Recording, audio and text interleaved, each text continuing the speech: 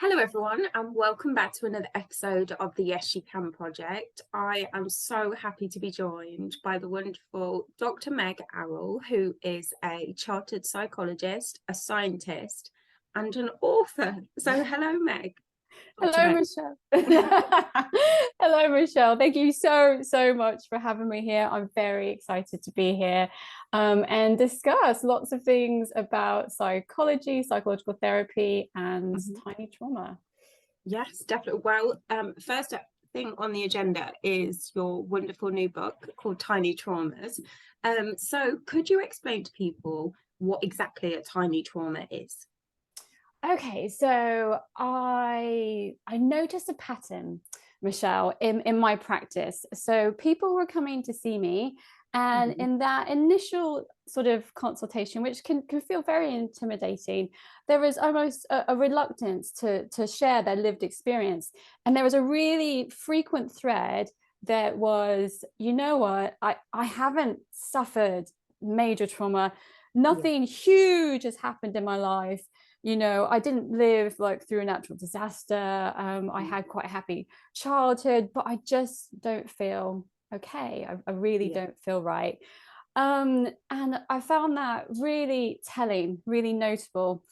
And so we know a lot about big T trauma. So if we think about the T being capitalized, the big T trauma. So we've been studying that for many decades, and we know the profound psychological and physical impact that has on people.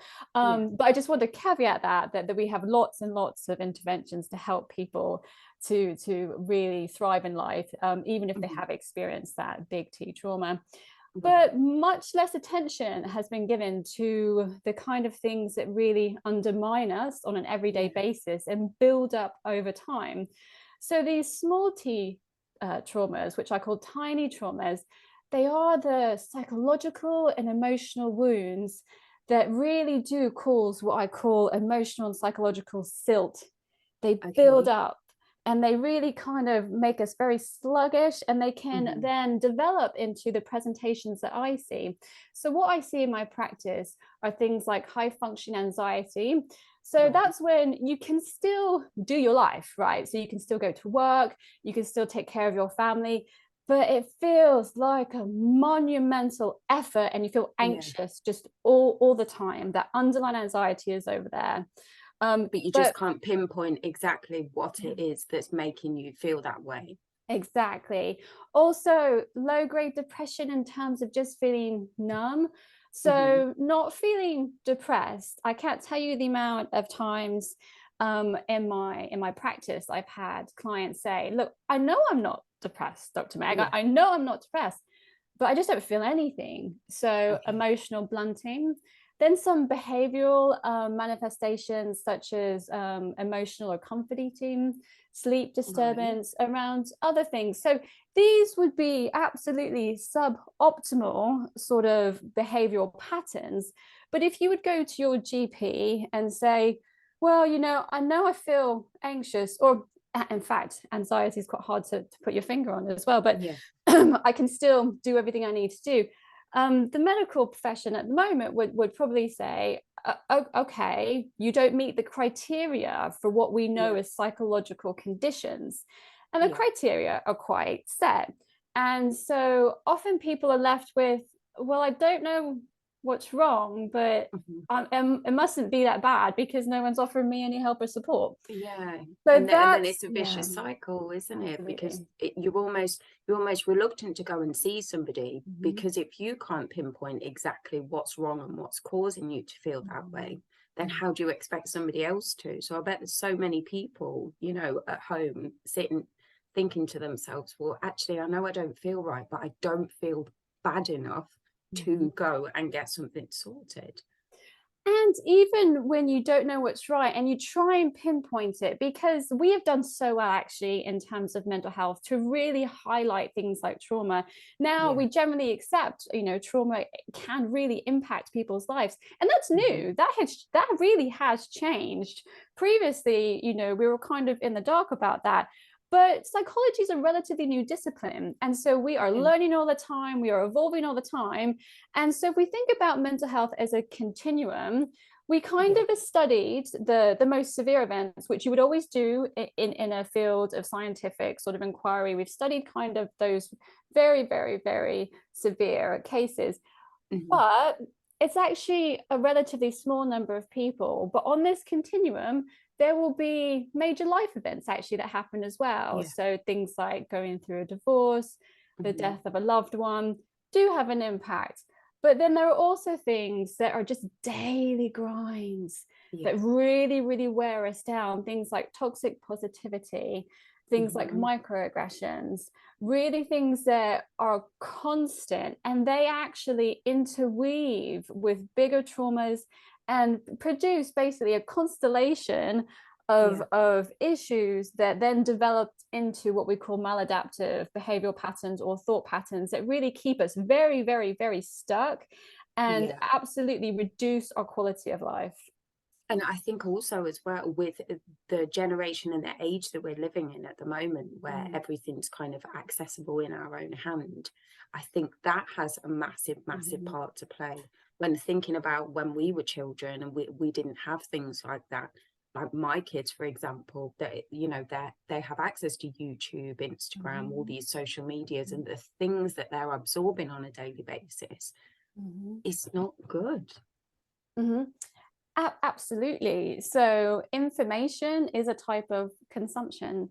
And so again, because technology has moved just so quickly, we're kind of always like just running to catch up with it. And just as, we probably wouldn't eat ultra processed junk foods 3 times a day every day, where we're getting to realize that constant consumption of sort of information and media and even news media is maybe not the best thing for us to do, because what it does actually, and it's designed to do this because it is designed to get people to click and to engage, it triggers our innate stress response. So that then develops into a behavioral pattern that is like an addiction. It's addictive like. So we're trying to actually reduce how stressed we feel by reassuring ourselves by clicking. And this became so apparent during the pandemic, didn't it? So the rolling coverage of death tolls and case numbers, and it was addictive to be able to look, and we're trying to reassure ourselves, but it does the opposite. It does the opposite because it maintains that stress and fear response that over time we know has, very, very tangible psychological and physical health sort of outcomes for that. You could almost feel the heightened tension, every time. It's almost like we watched all of these things because we needed to know, because we were frightened. But then again, that need to know, like you say, moves into a cycle of addiction. It was really difficult, and I can imagine in your profession that you see a hell of a lot of things as a consequence of the pandemic. Yes, without a doubt. But one point I would like to make there is that there's a lot of sort of talk about this sort of increase in mental health conditions and presentations from the pandemic. But actually things were, those rates, that prevalence was rising before. So I think we like to attribute things in a way that makes sense to us. But actually we were struggling before that. And it is because of this low-grade trauma that we push under the carpet, and we think, it's not important enough. Or we think, well, actually someone's got it worse than I have, so I'm not going to talk about it and I'm not going to seek help. When we do that, we miss the opportunity to develop coping mechanisms because we're just ignoring it. Whereas when these smaller traumas happen in life, if we can, first of all, be aware of them and then use them to our advantage to develop coping mechanisms, when bigger things do happen in life, and which they always will. So we will always need to manage those really difficult life experiences, like the death of a loved one, that will happen inevitably. And if we can use some of these sort of smaller experiences, the tiny traumas, to build our psychological immune system, when that happens, we are going to be in a robust place to be able to cope with life's really tricky bits. It's almost like building yourself a psychological toolkit so that you can dip in and out of when you need to. Definitely. And I kind of make the analogy about an immune system, because and first of all, because of the pandemic, we're also versed in talking about, things to do with the immune system and immunology. But the important thing here is that when we think about the immune system, we're all born with some innate immunity. So, we get that from our mothers. There is some protection against the world as it was from the day we were born, but only a small amount. Now, the rest of it we have to develop through life. Now, the way we develop physiological immunity through life is interaction with the environment, interactions with pathogens, with bacteria, with viruses, these sorts of things. And in general, we have an immune response, and that gives us antibodies to be able to fight off having this similar or same sort of invasion of pathogens again. Now, if we think about in terms of psychology, it's exactly the same, because one of the comments I receive quite a lot is, well, how can we protect ourselves from tiny traumas? That the point is to actually use them as psychological antibodies. And when these things happen, to think about it more in terms, okay, this has occurred. I want to build my psychological immunity. I want to build that up through the experience of these tricky situations, or feeling, disappointed, or feeling even humiliated. Sometimes humiliation is a really big one. So to not be frightened of them, but to use them in a way that best serves us. Yeah, definitely. And I also love in your book, Dr. Meg, about the boat analogy that you use. I did actually sing the line, because it says, rock the boat, don't rock the boat, baby. I don't know if you did that on purpose or not. I don't know if I was going to get in trouble for that copyright, but never mind. Yeah, but you explained it in such a wonderful way. So for anyone who hasn't read the book, could you just re-explain that? Because I can see it in my head. It's really, really fascinating. Yeah, so we can be sailing along in life and sailing along, and our boat, and we're sitting there feeling very, very comfortable, and maybe a little rock hits the bottom of the boat and has just a little bit of a crack in the boat, but we're still going. We're like, okay, it doesn't matter. It's only a really small, maybe tiny little leak. And then we keep going, and weather can get stormy, and it can kind of shift us around. And then maybe we have another crack of, now this one's in the hole, but we're still going, and we're still able to propel ourselves forward. A few more of these little wounds, little injuries, and actually we start to notice the horizon starts to be sort of changing, but we're not sunk yet. We're not sunk. We might be taking on a little bit of water, but we are still able to move forward. But actually, it's getting harder and harder and harder. And over time, if we don't take care to repair some of these little scrapes and scratches and little holes, what's going to happen is we will capsize. And in terms of capsizing, I see people who are experiencing burnout. When you get to the point that actually, although it is still effortful, you're just not coping anymore. And that's the point that we can actually intervene before then and help people not get to burnout, help people not get to the point where life feels so overwhelming. We can help people recognize the little holes, little sort of damage in their boats, and repair them at the time to be able to keep sailing through life. And of course, there's always weather. There will always be weather. But if we're really taking care of our psychological immune system or our boats, what we can do is we can really, sail in a way that gives us that sense of, thriving and not just surviving. And weathering that storm, the storm of life, in a way, isn't it? So do you think, Dr. Meg, that when people come to you or when you see patients, is there a grey area? Because people might be wondering, well, am I experiencing a tiny trauma, or is it a major trauma? Because we often lessen the things that happen to us because like you say, we always think to ourselves, well, someone has it worse, that kind of thing. Is it very clear for you in your profession whether it's a tiny trauma or a major one? So one point I want to really get across about trauma: it is not about the sort of objective size of the event. It is the impact on the individual. So if it's impacted you in a way that has changed you in an important way, it is meaningful. Now, the actual event may have been relatively, small, and someone else may think, well, that was tiny, like why has that bothered you? But it's impacted you.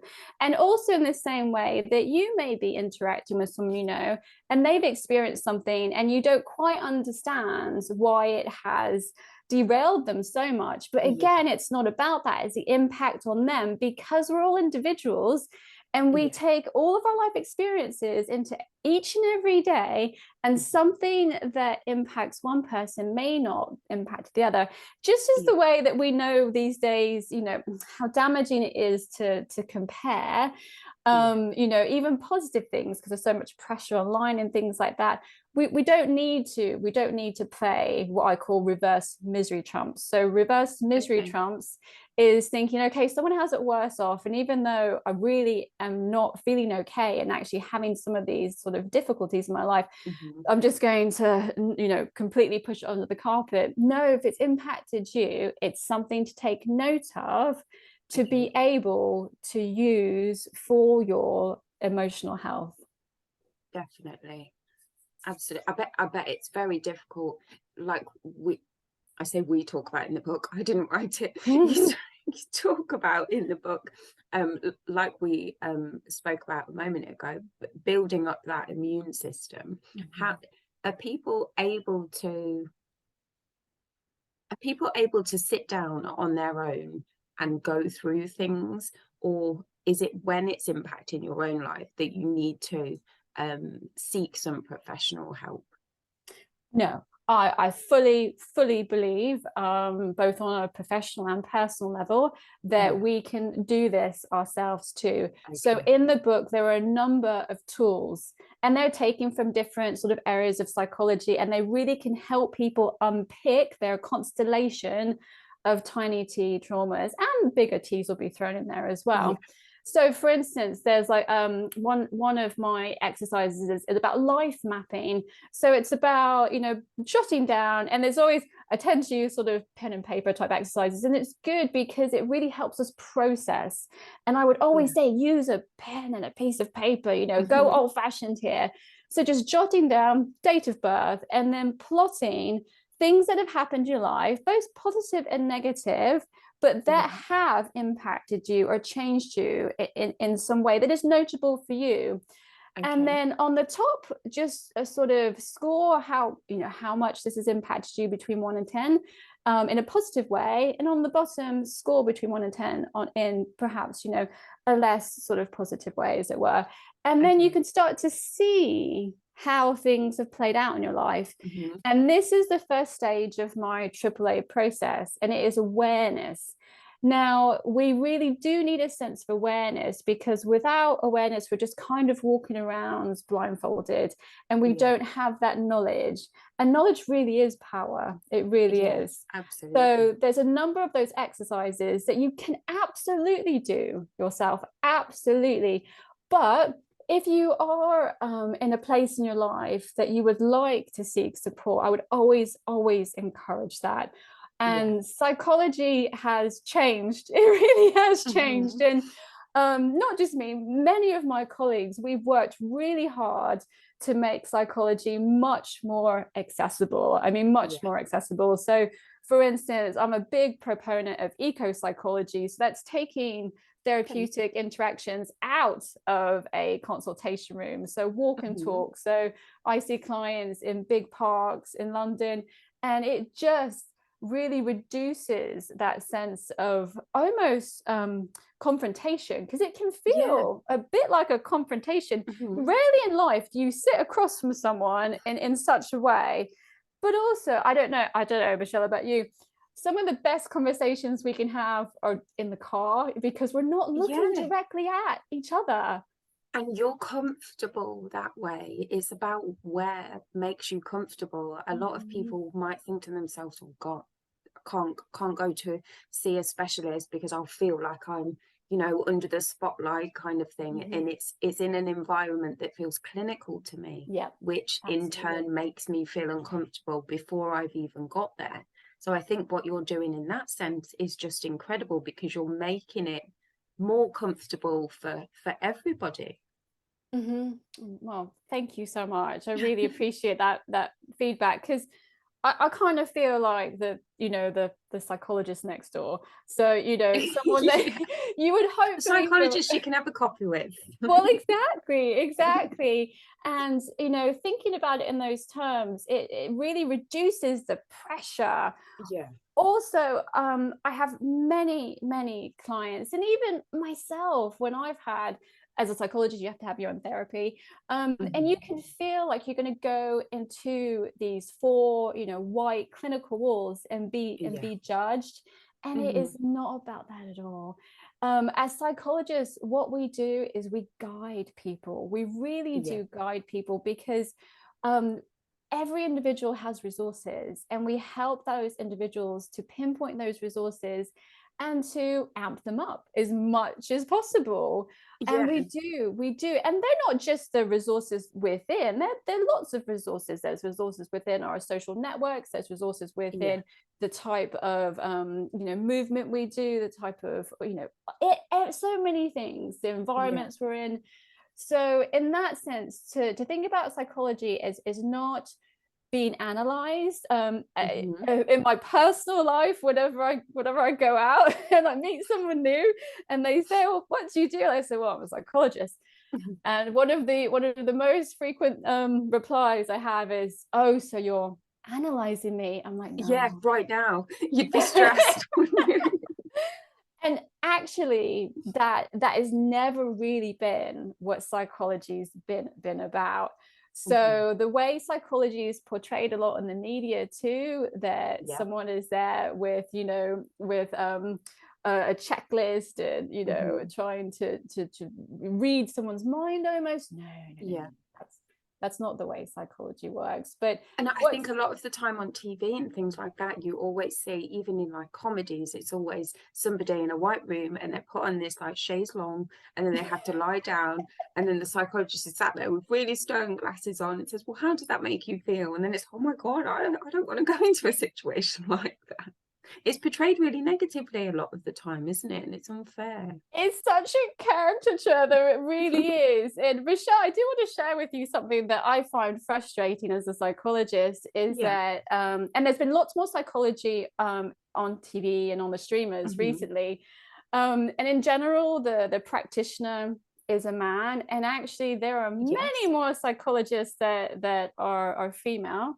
And so I think that sometimes can, you know, that sort of expectation in your mind can also really be a barrier. But as well, the types of interactions, my partner would tell you, I do get quite passionate when I see these, and they would be seen as being so unprofessional in real life. They really would. So I would encourage people to like anything, to start slowly. If they're interested in any sort of psychological support, you can start with, you know, it doesn't have to be my book, but with reading a book it should be. but a book that is evidence-based and is by a practitioner, and just exploring that a little bit. And also in terms of when you do, or if you do choose to see a professional, you don't always sort of have a rapport, and that's okay. So I would say to stick with it for a few sessions, but if you really don't feel that rapport, you can find someone that you click with a little bit more too. So I think that's a common thing for people as well, because they worry that if they're not getting that I hate to use the word vibe, but it is, isn't it? You know, if you're not connecting with the person that essentially you're pouring your heart and soul out to, then it can be quite deflating, I would imagine. And then they may at that point give up on therapy completely. I didn't actually know you were allowed to choose somebody else if you didn't. So that's interesting. Yes, just as you could have a second opinion from, you know, any sort of medical doctor. Yeah, of course. Absolutely. Now, of course, there's the, you know, in terms of if it's NHS or private, there are going to be different sort of options. But even if you've been through a whole course of treatment and you don't feel that it's helped you, you absolutely can ask for additional support. And the thing is, you know, we are all humans, and actually there may be some people that you don't feel you click with. I would say that on that first session, because it can feel overwhelming, I wouldn't just you know, assume on the first session to have a few. But Michelle, I would say the vast majority of people that I see have tried other things, have tried, in fact, a huge range of things in terms of not just therapy, but lots of different interventions. And I don't get me wrong, I'm not saying that I can help every single person, and not every single individual will be able to do that as a practitioner. But when you find someone that really has a range of tools as a practitioner that can actually tailor the techniques to you, that can really help. That can really work. And I think that's what makes you different as well, though, because it feels more, I mean, we're having a conversation, we're not having a therapy session, but instantly you can feel like you can go for a coffee with that person. So, and I think that lifts the initial scariness. If scariness is even a word, but you know what I mean? It's so difficult and so vulnerable to put yourself in that situation. So if you can find someone that you connect with on a level that you could go out for a coffee with them, it makes all the difference. Michelle, absolutely. And scariness is definitely a word. And it is sort of the practitioner's job to make the space feel safe. It really is. And in terms of how psychology is moving on, it really is moving on. So there's quite a lot of discussion about whether a psychologist should do any sort of self-disclosure. And when psychology was very much in its infancy, in Western countries especially, it was no, you can't tell any client about anything about yourself. And full disclosure, of course, you know, it's about the client, it's not about you. But it's really helpful sometimes for a client to know a little bit about you. So there's information about me in the public domain. And I think that's really important. But I did a study with a friend of mine who was also a psychologist in Tanzania, and it was absolutely fascinating because we did a qualitative study. So we were interviewing practitioners there because we were trying to train them up with some CBT basically, and see whether it was appropriate for a different sort of social cultural environment. And when we did the interviews with the practitioners, what they said is you know, you gave us these guidelines about self-disclosure. We can't work like that. There is no way that if somebody comes to us for support, if we don't tell them about ourselves, that they won't take it seriously. They won't take it on board. And that's another thing. Sometimes psychologists are seen to be people that almost don't have any issues in their lives. And that's like not unreachable in a way. And that's definitely not true at all. So from the book, it is a collection not just of what I see with my clients, but things that I've struggled with myself. You know, I am very open about being a recovering perfectionist. I really did feel that drive for perfectionism for a long time, and it's kind of something that you have to manage quite a lot of the time. I bet, especially in doing what you're doing, to be able to teach other people these things. I mean, on a personal level, was it scary for you to share that kind of information? Oh my God, it was terrifying. But, you know, again, that is good to be able to be in the shoes of clients. And of course, to say we all have our own therapy, but in that way that, you know, I really do understand a lot of these issues. And, you know, the fears around that kind of sharing with people is that when you're trained, you are trained to almost be a robot. Although to have compassion and empathy, but to really, you know, be able to hold that space for someone in that way. I just personally and professionally don't think that works. I think if people can see that you are a real life human being that's been through some stuff and, you know, has found ways to cope, and that's why there's so much mental health, you know, support that really is around people that have come through very difficult times, and they support other people. And having, and our governing body, the British Psychological Society, is now encouraging people who work within mental health in that way to join our body, because there's lots of different ways to support people. And it, of course, always backed up with training and with appropriate qualifications. But we can't pretend that we've not experienced anything, because no one gets through life unscathed, and that's a real point of the book as well. And no one's boat is always unleaked, is it? Oh no. And sometimes our boats are in really bad shape, and they've really been knocked about.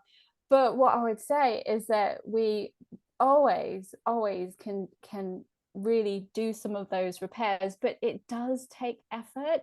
And one of the things that I find a little bit worrying, especially for younger generations, is with some of the information online and on places like TikTok, with these tiny little 90-second clips, that if you do this, everything is going to be magically better. And it doesn't really work like that. It does take, you know, some very concentrated effort, and it's just like physical health. So, you know, if you join the gym and go once, you're not really going to be physically fit. And Michelle, I've done that. I did that. I paid for an entire year, and I honestly went once. It was so watching that money go out your bank account every month. And always thinking, you know, that money is going to make me go because I'm paying for it. But then life gets in the way. And then, of course, there's all things to do with that. But in the same way, with mental health, yes, but instead you can do small things on a daily basis.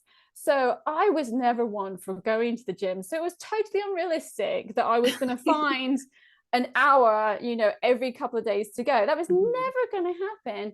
But what I can do is I can go for a short walk. The same with mental health. So we may not have the capacity to have an hour of therapy a week, and it may not be what suits us best, but we could find 3 to 5 minutes to do a short mindfulness technique and just interweave that into our daily habits to support mental health. And I cannot underestimate the impact of these tiny things that for our lives. So just the way that tiny traumas can really build up to cause some very difficult patterns in our daily lives. Little tiny triumphs can really help us to flourish. You're a big advocate, Dr. Meg, about concentrating on the positive things as well, to, you know, not counteract, because that doesn't always happen, but very much like doing the written exercises, like your mapping that you were talking about earlier. You're very passionate about getting people to recognize the positives, because like you said, it's really about, if we've had so many negative mental patterns for such a long time, it can feel overwhelming for us to add all of those huge things in. But if you start with little small bits, then it really makes a massive difference. Always start with the small bits, and always do things that suit your life, because otherwise they're not going to be maintained. And so in terms of my AAA process, we talked a bit about awareness, and the middle bit is acceptance. And that can be really tricky. And it's something that when I see people in my practice that they haven't really even considered, because sometimes we think acceptance is resignation. We think acceptance is giving in and giving up, but it's not. Yeah, being defeated. Yeah.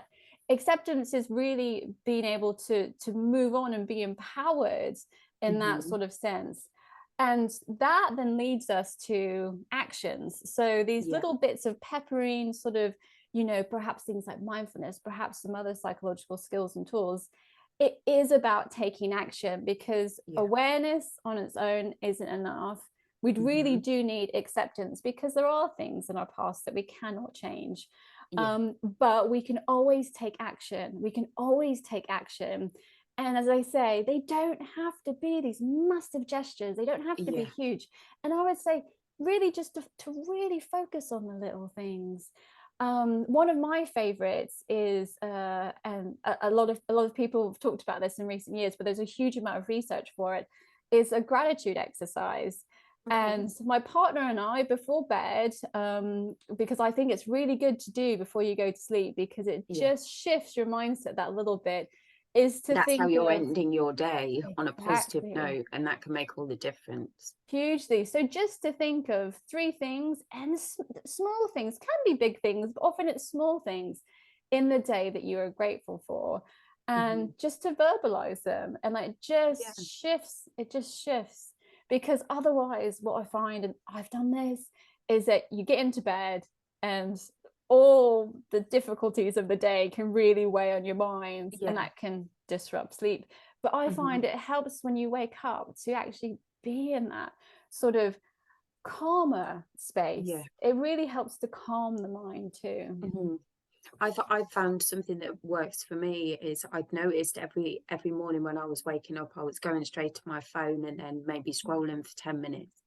But since I've stopped doing that, my days start out better than before, because it used to be really horrible. I used to always kind of get up in that stressed state and then wonder why, you know, I was experiencing such a negative day, because I hadn't started it in the right way for me. So how do you start your day now? I just get up.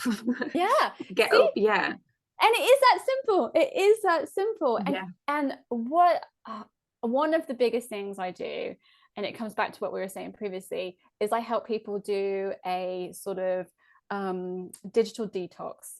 And it really is about using technology again as a tool, and it not controlling you. So having the phone outside of the bedroom, and often the very first thing that people say is, well, I use it as an alarm clock. Like, you can get an old-fashioned alarm clock. So what's that really about? What is that comment really about? It is about that fear of not knowing what's going on, but that is something that has been created. It's been created to keep us in that checking loop with the phone. And it's amazing. Even within 2 weeks, there's a huge shift in that heightened stress response by really separating yourself from technology in that way, and using it, not letting it really use you. Yeah, exactly. I often found that when I was scrolling through Instagram in particular, I think it's really difficult. I don't know if I assume men and women feel the same, but from a female perspective and the age that I am in my life, I found myself comparing all the time, and then I would get up in the morning and just not like myself very much because of all the things that I'd, you know, consumed before my head had even, you know, raised off the pillow. It was really difficult, and it happened for such a long time before I recognized, well, actually, what am I doing before I even get out of bed that I can change? But I had no clue that had such an impact on my day. Absolutely. I'd be interested to know, in terms of where that realization that it was impacting your day came from. I think it was because every time I woke up in the morning, I just thought, right, okay, I've got to go on my phone, I've got to scroll. Obviously even when you go on Google, it's always all the news. I mean, you can put what you're not interested in, but it's like, oh, some such and such has died, or there's been an earthquake here, or thousands of children are being. It was all just, I can't even. I'm not sure when I realised, but I'm sure that I realised every time I went on Instagram in particular in the mornings, I felt really sluggish afterwards. And I took the rest of that sluggishness throughout my day. And I just thought, you know, I'm just not happy. I mean, you know, there's so many other things going on anyway, but that in particular, I knew had to change. And that was one thing you can change as well, because there are things in our lives that we're not going to be able to change for everybody. And that's where that acceptance piece comes from. But certainly the consumption of that sort of information, because Michelle, again, I'm referred to research, but there is some really interesting research around specifically Instagram. Even when we know that those pictures are tweaked or filtered, even when we know the person and we know that their life isn't actually like that, it still triggers the same part of our brain. It still triggers that feeling a bit rubbish about ourselves part. Yeah. It does. So we can't kind of think ourselves out of it in that way. But whenever a behavior starts to feel like a compulsion, I would say, let's review it, really. So if we're reaching for a phone mindlessly, let's review that. I had a client actually, and he took Instagram in particular off his phone. And for the first few weeks, whenever he picked up his phone, his finger tapped the space where the icon was. I bet. Yeah. So a compulsion. And that goes the same for things like, you know, comfort eating. Like if the behavior seems to happen without you intentionally thinking about it, let's review that. Yeah, almost like on autopilot, isn't it? Yeah. And that's when it gets dangerous. Yeah. And the thing is, autopilot in a way serves us well in lots of situations, because we can only take in a fraction of the information in our environment. The environment is so complex, and with technology, it's even more complex. So we do a lot of stuff on autopilot, and it actually is really, really good for us. And it's basically allowed us to evolve in some way. But when something is harmful to us, we need to take a step back, have that awareness, accept what's happening, and make actions, take those actions to be able to really support our health. Yeah, definitely. Dr. Meg, would you say your book, because we touched about talking about children, would you say that because of the age that children now live in with, you know, their consumption online, would you say that your book would be important to maybe teach children about going into schools, or is it something that we only start recognizing when we're adults? So I feel that, and I feel very, very strongly that emotional literacy is something that we need to teach young people. And it is actually a little bit coming out in schools. I've seen some really good mindfulness programs, but I've seen, so there are things happening, but to really be able to have that skill in regulating emotions is so key for quality of life. And it's actually shown to be key for things like, you know, outcomes, academic outcomes and things like this. So really having those skills that need to be taught, they need to be taught. And also having the skills to be able to express our emotions and having the language for that. Absolutely. I mean, absolutely should be things that we should think about integrating. And of course, it's difficult when we think about, you know, time and funding, but it's so important. If we could redesign some of our educational systems, you know, emotional literacy, I think, is so important. I actually think other things are really important, like financial literacy is really, really important. Absolutely.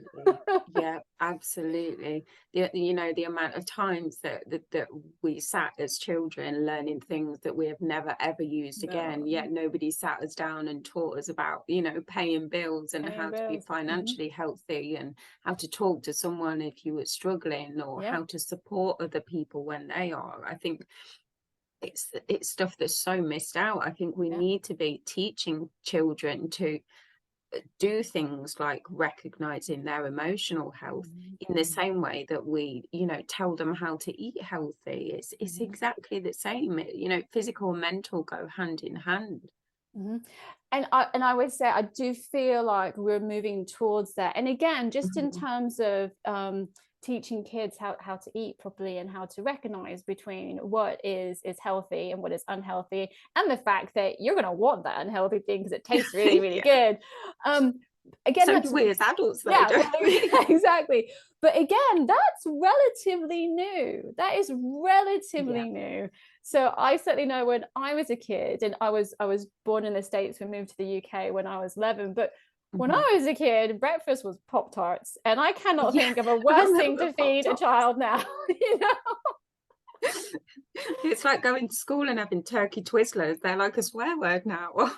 Yeah, and we did, and now it's completely changed, and that's within one generation. So I feel so hopeful that we can do this, even with the constraints of big sort of macro level systems. We can do this if there's enough push to to make it happen. Well, I think, for me personally, I think you're breaking boundaries in your field, in the sense of you deliver to your patients in a way that hasn't been seen a lot. And I think the fact that you're breaking boundaries in that section, I fully believe that you can break the same boundaries when it comes to teaching our kids, and with your amazing book. So thank you so much. Thank you. It's incredible. So Dr. Meg, where can people find your book, and where can they find out more about you? So my website is drmegarroll.com, and my name's a little bit tricky. So Arroll is ARROLL. And also handles on socials, which again is difficult because like we talk about managing socials, but it is Dr. Meg Arroll on all that. And there are some tips and hints there too, but with the caveat that it is good to give a bit more time to our mental health than relying just on quick tips. But if you can't find me there, just to Google, because I've quite a unique name in that sense. The book is available on the big seller, but you can find it in other independent places, in physical bookstores. It's in Waterstones. So even just Googling tiny traumas, it should come up. Yeah, and I'll put all of the links in the show notes down below in the episode. Well, I have to say, it's been an absolute pleasure and such an interesting chat. I literally could talk to you all day. Michelle, thank you so much, and thank you for helping to spread the word about a more nuanced discussion of mental health, because I feel it is so important. Yeah, no problem at all. It's an absolute pleasure. Well, thank you, and you take care.